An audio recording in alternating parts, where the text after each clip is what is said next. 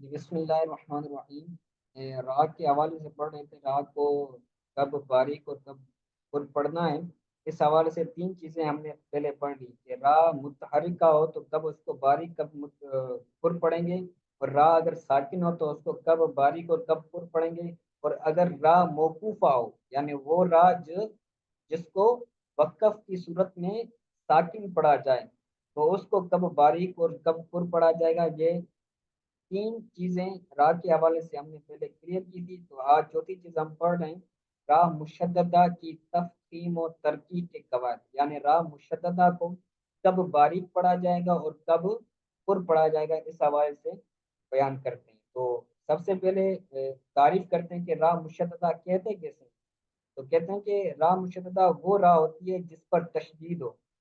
تشدید تین دندان والی شکل کو تشدید کہتے ہیں، اور جس حرف کے اوپر الف سے لے کر یا تک جس حرف کے اوپر تشدید ہو اسے مشدد کہتے ہیں۔ ٹھیک ہے، وہ را، تو اگر را کے اوپر تشدید آ جائے گی تو را مشددہ بن جائے گی، یعنی تشدید والی را۔ تو سمپل ہے، وہ را جس پر تشدید ہو۔ را مشددہ اپنی حرکت کے مطابق پر یا باریک پڑی جائے گی، یعنی اگر اس پر زبر یا پیش ہو تو پر، اور اگر زیر ہو تو باریک پڑی جائے گی۔ پہلی را دوسری را کے تابع ہوگی۔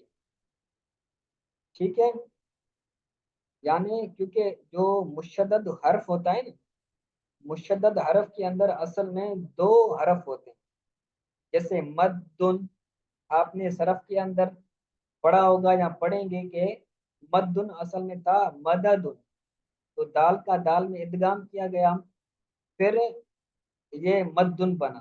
تو جو بھی مشدد حرف ہوتا ہے اس کے اندر اصل میں دو حرف پوشیدہ ہوتے ہیں۔ ٹھیک ہے، تو یہاں سے یہ بتا رہے ہیں کہ حرکت کے مطابق اس کو پڑھا جائے گا۔ تو جو مشدد حرف ہوتا ہے، جو را مشدد ہوگی اس جگہ، تو ایک حرف ساکن ہوگا اور دوسرا حرف متحرک ہوگا۔ جو حرف متحرک ہوگا اس کے حوالے سے فرماتے ہیں اگر زبر ہو تو اس کو زبر، اور پیش ہو تو اس را کو پر پڑھا جائے گا، اور زیر ہو تو اس کو باریک پڑھا جائے گا۔ اور جو دوسری را ہے ساکنہ، کیونکہ دو راہ ہوتی ہیں، مشدد راہ مشددہ کے اندر دو راہ ہوتی ہیں، پہلی راہ ساکن ہوتی ہے اور دوسری راہ متحرک ہوتی ہے۔ تو جو دوسری راہ ہے اس کے اوپر حرکت ہوگی، زبر ہو یا پیش ہو تو پر پڑھیں گے، اور اگر زیر ہو تو اس راہ کو باریک پڑھیں گے۔ تو جو پہلی راہ ہے، جو پہلی راہ جو ساکن راہ ہے، تو اس کو دوسری کے تابع کریں گے، یعنی اگر دوسری راہ پر پڑی جا رہی ہے تو اس کو بھی پہلی راہ کو بھی پر پڑیں گے، اور اگر دوسری راہ باریک پڑی جا رہی ہے تو اس پہلی راہ کو بھی باریک پڑیں گے۔ تو اس کی مثال دے رہے ہیں ذریتن، ذریتن، تو یہاں پر راہ کو کیا کیا پڑھیں گے، باریک پڑھیں گے یا پر پڑھیں گے؟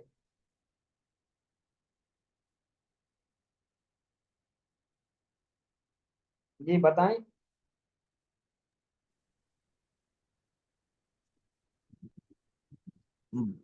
باریک پڑیں گے استاد سے۔ ٹھیک ہے، اور دوسری مثال میں ففر،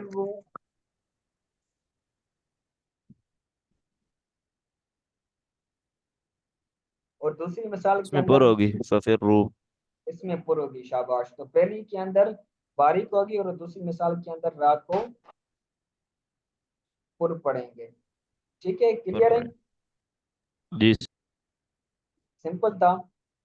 تو یہ چیزیں یاد رکھیں کہ جو را جو مشدد حرف ہوتا ہے نا، وہ اصل میں دو حرف ہوتے ہیں، پہلا حرف ساکن ہوتا ہے اور دوسرا حرف متحرک ہوتا ہے۔ جیسے میں نے مثال پیش کی، مدن اصل میں کیا تھا، مددن، تو پہلے دال کو ساکن کریں گے، پھر دال کا دال میں ادغام کریں گے تو دال مشدد بن جائے گا، مدن بن جائے گا۔ ٹھیک ہے، تو یہ قواعد آپ نے صرف میں پڑھیں گے یا پڑھیں گے، تو یہ ہمارا محل بحث نہیں۔ تو آگے پڑھتے ہیں۔ تو یہ چار چیزیں کلیئر ہوئی، را ساکنہ، را متحرکہ، را موقوفہ، اور چوتھی تھی را مشددہ۔ پانچویں چیز پڑھ رہے ہیں را مرامہ، را مرامہ کی تفخیم و ترقی کے قواعد۔ تو را مرامہ کسے کہتے ہیں اس کی بھی تعریف کریں گے، اور آگے پھر اس کی قواعد بھی بیان کریں گے، پہلے تعریف بیان کرتے ہیں کہ را مرامہ کہتے کسے ہیں، تو کہتے ہیں را مرامہ اس را کو کہتے ہیں، را مرامہ اس را کو کہتے ہیں جس پر وقف بالروم کیا جائے، جس پر وقف بالروم کیا جائے اس کو را مرامہ کہتے ہیں۔ را مرامہ بھی اپنی حرکت کے مطابق پر یا باریک پڑی جائے گی، مثلا والفجر، ٹھیک ہے۔ روم کا مطلب یہ ہوتا ہے کہ اس سے پہلے حرف ساکن ہو، صحیح ہے۔ ایک تو متحرک حرف ہوگا، تو متحرک حرف جب وقف کریں گے تو وہ کیا بن جائے گا، ساکن بن جائے گا۔ تو اگر اس متحرک حرف سے پہلے دوسرا لفظ بھی کیا ہو، اگر ساکن ہو، تو یہ وقف بالروم کہلائے گا، یعنی دو ساکنوں کا یہاں پر اجتماع ہوگا، دو ساکن یہاں پر جمع ہوگا۔ تو کہتے ہیں کہ را مرامہ بھی اپنی حرکت کے مطابق پر یا باریک پڑی جائے گی، مثلا والفجر کی را مکسور ہے، کیونکہ اگر یہاں پر وقف نہ کیا جائے والفجر تو یہاں پر را کے نیچے زیر ہوگی، اور آپ نے پیچھے پڑھا ہے را متحرکہ کے قواعد کے اندر کہ اگر را متحرکہ ہو اور اس پر حرکت کون سی ہو،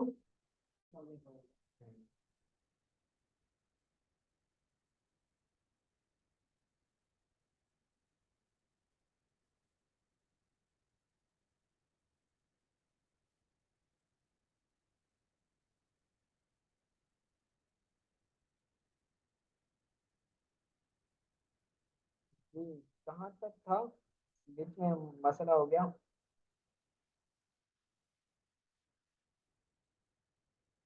تو را مرامہ کی تعریف کر رہے تھے کہ را مرامہ کسے کہتے ہیں، را مرامہ اس را کو کہتے ہیں جس کو وقف بالروم کیا جائے، جس پر وقف بالروم کیا جائے، وہ بھی میں نے عرض کیا کہ وقف بالروم کسے کہتے ہیں، یعنی اس جس حرف پر وقف کر رہے ہیں اس حرف سے پہلے بھی حرف ساکن ہو، تو یہ وقف بالروم ہوگا۔ تو را مرامہ بھی اپنی حرکت کے مطابق پر یا باریک پڑی جائے گی، مثلا والفجر، والفجر، تو یہاں پر را اگر وقف نہ کیا جائے تو اس کے اوپر حرکت ہوگی زیر، اور جو زیر ہوتی ہے، جو کسرہ ہوتی ہے، وہ کسرہ متحرکہ را کو باریک پڑنے پر باریک پڑا جاتا ہے اس را کو، ٹھیک ہے۔ را مقصور پر وقف بالروم کیا گیا تو را باریک ہوگی، اور نورن، نورن کو اگر وقف کی صورت میں پڑھیں گے نور، تو را کو کیا پڑھیں گے، پر پڑھیں گے، کیونکہ را یہاں پر وقف بالروم کی صورت میں را کیا بنے گی، پر پڑے گی، کیوں، کیونکہ را کے اوپر کیا ہے، دمہ ہے، اور جب ہم پیچھے پڑھ کر آئے کہ را کے اوپر دمہ یا فتحہ ہو تو را کو پر پڑا جائے گا، تو را پر وقف بالروم کیا گیا تو را پر پڑی جائے گی۔ صحیح ہے، آواز آ رہی ہے؟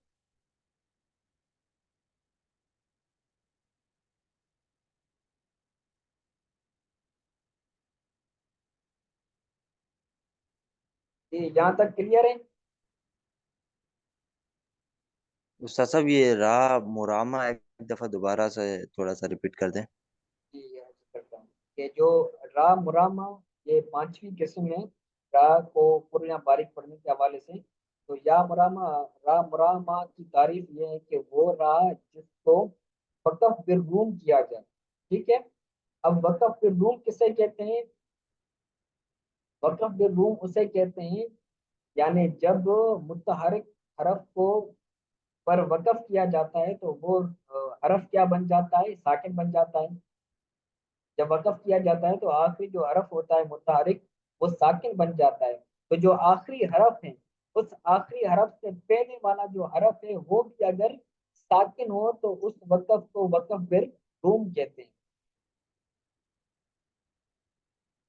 جیسے مثال ہے والفجر، تو اگر وقف نہ کریں تو والفجر ہوگا، تو اگر اس کو وقف بالروم کریں تو یہاں پر را یہ ساکن ہوگی اور جیم پہلے سے ساکن ہے، تو یہاں پر والفجر ہوگا۔ تو جب وقف نہ کرنے کی صورت میں جو اس پر حرکت آ رہی ہے تو اس حرکت کے مطابق اس را کو پر یا باریک پڑھا جائے گا، کسرہ ہو تو باریک اور دمہ یا فتحہ تو اس را کو پر پڑھا جائے گا. صحیح ہو گیا. جی استاد صاحب. اس کے بعد را کی آخری اور چھٹی قسم بیان کر رہے ہیں کہ را ممالہ کی تفخیم و ترکیب کے قواعد بیان کریں کہ بیان کر رہے ہیں. ٹھیک ہے, تو پہلے تعریف کریں گے, جس طرح را موقوفہ کی تعریف کی, را مشددہ کی تعریف کی, را جو ابھی پڑھا را مرامہ کی تعریف کی. اسی طرح اب یہاں پر را ممالہ کی تعریف کریں گے کہ را ممالہ کسے کہتے ہیں. تو کہہ رہے ہیں کہ را ممالہ وہ را ہوتی ہے جس میں امالہ کیا گیا ہو. ٹھیک ہے, وہ را جس میں امالہ کیا گیا ہو, جسے مجرہا قرآن پاک کے اندر قواعد کے اندر قاعدے کے اندر مدنی قاعدے کے اندر بھی پڑھا جاتا ہے. یہ لفظ آتا ہے مجرہا, تو اس را کو را امالہ والی کہتے ہیں. ٹھیک ہے, تو را امالہ والی کو وہ را جس میں امالہ کیا جائے اسے را ممالہ کہتے ہیں. اس میں مفعول کا صیغہ ہے. ٹھیک ہے, تو اس کو را ممالہ کہتے ہیں. پھر اس کا ایک ہی قاعدہ بیان کرتے ہیں کہ را ممالہ زیر اور یا کی طرف مائل ہونے کی وجہ سے باریک ہی پڑی جائے گی. اس کا ایک قاعدہ ہے, را ممالہ زیر اور یا کی طرف مائل ہونے کی وجہ سے باریک پڑی جائے گی. مجرہا, را کو موٹا نہیں کریں گے, یہاں مجرہا نہیں پڑھیں گے. ٹھیک ہے, بلکہ سمپل را کو باریک کریں گے, مجرہا. ٹھیک ہو گیا.